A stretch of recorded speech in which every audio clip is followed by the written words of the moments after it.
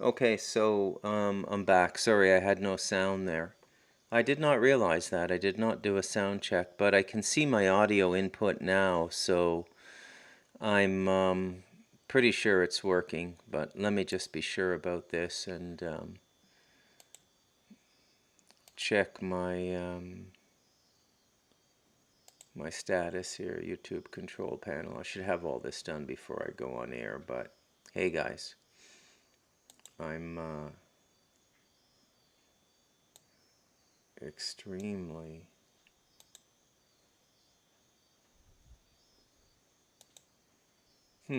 okay, well, it says everything's excellent now, so I can see my sound, so I'm assuming that I can be heard and all of that sort of stuff. Um, yeah, we'll get the chat open too. Yeah, let me just make sure I can be heard. I'll begin from the beginning because this is quite a ramble. Okay, thanks, Joshua. You guys are night birds, right? I thought I'd sneak one in here that was almost like a recording. Nobody would tune in. So getting back on track, I felt the need to just do a midnight ramble tonight, and you know, just sort of talk a little bit about the world and everything I see going on, and all of these sorts of things, and you just could not ask for a more remarkable palette of stimuli to talk about in the world today. And it makes me think about a lot of things, you know. It makes me think about, you know, how we go forward as a species. But what I was talking about before I became aware of the fact that there was a sound issue was it seems as though we're poised for a great leap forward, and that great leap forward is going to be undertaken by I don't know what to call it, a subset of the human race. Basically, the people I describe in The Devil in Us, the people behind the last 144 years, they are going to try to effect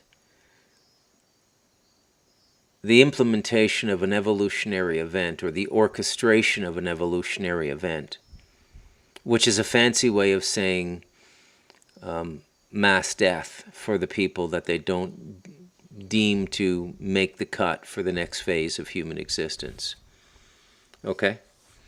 This is what is going on right now. Whether it's going to work or not, I don't know. But that's what's going on right now. There's nothing, you know, as I cycle through the news that's out there now, like, it's just unbelievable how many people are just losing their shit, and people I never thought would lose their shit. Alex Jones, I mean, the guy's always on the verge of a coronary, a widowmaker coronary, a heart attack, but today he was just over the top. Just mind-boggling. There's no option for the human race but a thermonuclear war.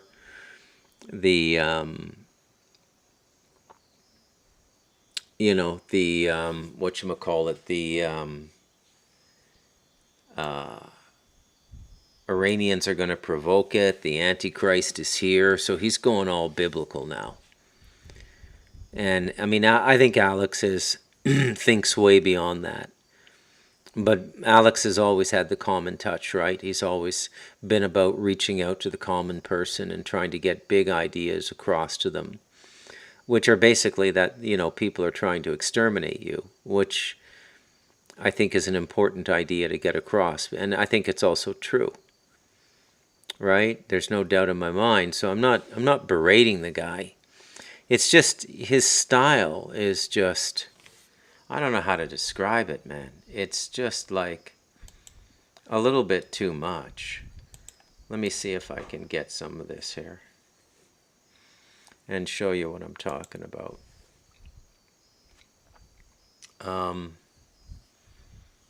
Yeah, I don't know if I can do this without the headset. Yeah, I should be able to.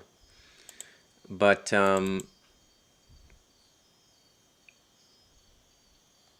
yeah.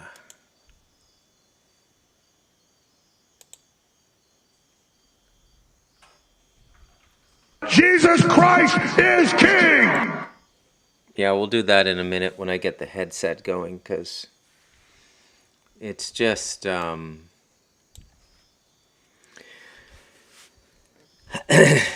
see, I don't know what to say now. You know, sometimes you find yourself in these positions in life where you don't know what to say. And I don't know really where I'm speaking from anymore. Okay? So, do I have the right to speak as someone who's not a North American after living outside of North America for a decade, from 2014 to 2024, living in Central America? Am I officially an outsider looking in now? I don't know. But I can tell you, I mean, every country has its problems. I follow the news here fairly closely and keep abreast of events going on in Central and South America, all the way down to Argentina. I find the Latino part of the American continent to be very fascinating and very interesting, and so I follow it. And you know, there's problems here. I mean, there's always problems. Like, countries go through things, but it's not like what the United States is going through now. This is like a concerted effort to destroy the United States. Like, everything that's going on now is about the destruction of the United States. I watched a speech by Putin today, or a clip of a part of one speech he gave, and he alluded to the fact that presidential candidate Donald Trump said that he would seek a peace process in Ukraine immediately upon taking office, and that of course he wasn't an elected official right now, so Vladimir Putin hadn't seen any proposals, but he assured the world that Russia was very open to peace. Okay? So, look, I'm not sure I have this figured out, which is why I call this podcast a ramble. Okay? And I'll just keep an eye on the comments here, because I don't want to I don't want to lose the thread of the comments. You know, so you can disagree with me if you want. Hi, Mike Grumbovin, a big commenter. Hey, Joshua.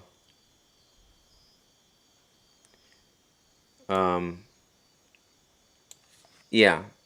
So it seems as though every indication is that we're supposed to vote Trump. But what I'm asking you as my listeners, you few, you merry few, you band of brothers, we band of brothers. That's not from the HBO World War II series, by the way. That's from Henry V, Shakespeare. So I want you guys to think more deeply about this. I want you to think about everything you've learned about magic and the manipulation of perception and the manipulation of reality through magic and through entity communication, no matter what it is. You know, spirit, demonic, extraterrestrial. There's all kinds of people on this planet working with entities and beings that are not physical. It's really kind of epidemic right now. None of them are God, but I don't think it's extremely hard for them to affect this reality in ways that we would consider to be godlike. Okay? So was Trump really shot? Did the Secret Service really stand down? Did they really allow a guy only 450 feet away to get a bead on a presidential candidate with an AR-15? And if that's true, if that's the official story, then how did that happen? But more importantly, how does the story make you feel? Okay, because everything that's going on now is designed to make you feel a certain way. This is really everything that's going on now. It's not, see, the battle for the mind and the heart is about making us feel a certain way. Okay? The things that control the human race at this moment, and I don't think they're going to be around all that much longer, but the things that prey upon, control, and influence the human race, and largely direct our politics, they don't feel. You got to understand from their perspective what a strategic weakness feeling is in a sentient species. And there's a lot of things out there like that. You know, there's a lot of things that live in this mindset that feeling is nonsensical. Empathy, compassion, connectedness, that this is all nonsensical. And there are literally beings out there that operate at very, very high levels of intelligence. I don't think we even have a way to measure it, but if we were to try to apply something like our Stanford Binet IQ test to it, they would be, 800, 1200, 1500 IQ. I think the smartest human being ever clocked was 240 or 260 something. Einstein was about 180. The average person is about 90. But I would be wary of IQ tests, intelligence quotient. I don't think they really reflect what intelligence is. I wouldn't get too involved in that stuff at all. But for the point of what I'm talking about tonight, feeling just gets in the way of thinking.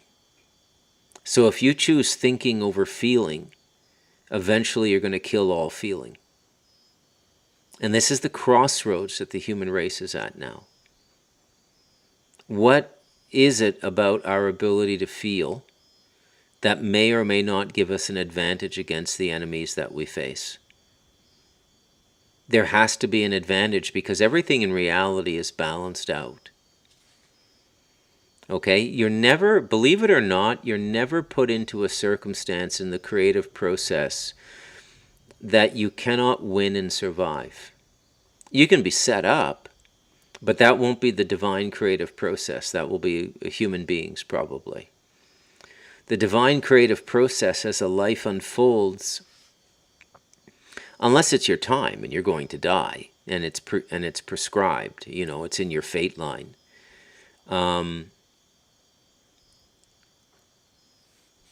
You can't really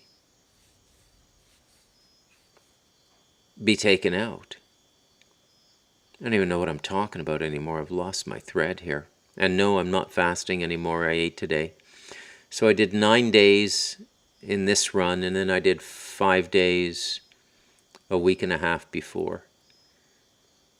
So I did 14 days of fasting, and that's good enough for now. I'll do probably another 7 days, and somewhere between the end of September and October. Very, very good for your system, especially as you get older, to clean out your digestive tract. And it's like a disciplined colonic. That's what a fast is. So what we're up against is super smart. And isn't it interesting that all the human beings that are being put in front of us now as our saviors, the defining characteristic is intelligence. And we've been entrained to think that making money is intelligent. No matter what you do to make the money.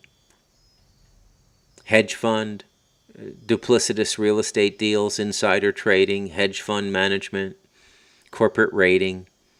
If you can make billions, you must be smart. Oh, he's a really smart guy. He's a billionaire. Why do we equate making money with being smart? We never equated being a great warrior with being particularly intelligent. They just were some people who were gifted at warfare. Gifted fighters. And for the age preceding this one, they were very sought after and very revered, if the history is accurate. So now we have the intellectual So we've been conditioned to believe that the mind will save us. The mind can't save us. It can't. Okay? But the people who are beginning to take over our society at the leadership level, and the leadership is still the first world. It's not China yet. They're sitting in the wings, no doubt, but it's not them yet. It's still the West right now.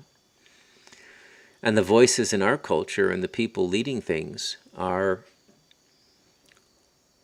all very, very, smart, like Elon Musk or perceived to be smart. Mark Zuckerberg, Peter Thiel, Larry Fink of BlackRock. All of these people, they must be smart. They're billionaires. You got to be smart to make money. You got to be clever to make money. But this is not what real human intelligence is, and this is the influence of the controllers. And this is really what I wanted to ramble about tonight, is there's nothing out there. Like every flotation device they throw out for us to grab onto, because we're like floating in the ocean. This is our mental and psychological state now. We're like castaways, like there's no land in sight. This is how everybody feels, like they're treading water and they're going to run out of energy at some point and just sink into the deep, dark water. And all of these people were begging to be saved. And this entire mindset has been cultivated. It has been cultivated as critically, detailed, and specifically as a garden is tilled, fertilized, and the seeds are planted. This is cultivated. It's all cultivated. We've been brought to this moment. This has been decades in the making. People I'm not sure if people understand what I'm getting at in like the Crossroads chapter in Stardust Ranch, or the general theme of The Devil in Us. I hope people are getting what I'm saying. But the point I'm trying to make in the work I'm doing and the writing I'm doing is that, look, we are not at an accidental moment in history. This is not destiny or fate. Prophecy is not destiny or fate. Okay? And this, holy cow, this fucking unbelievable idiot, Bibi Netanyahu, I watched part of his, he's literally speaking like he's the leader of the United States now. Like, could this be any more in our face? Like, a person I love to keep up with, Whitney Webb, she was saying that the 911 service for the United States is being outsourced to Israel. So when you dial 911 now, the operator is in Israel. Okay, what sense does that? Why would we do that? Okay?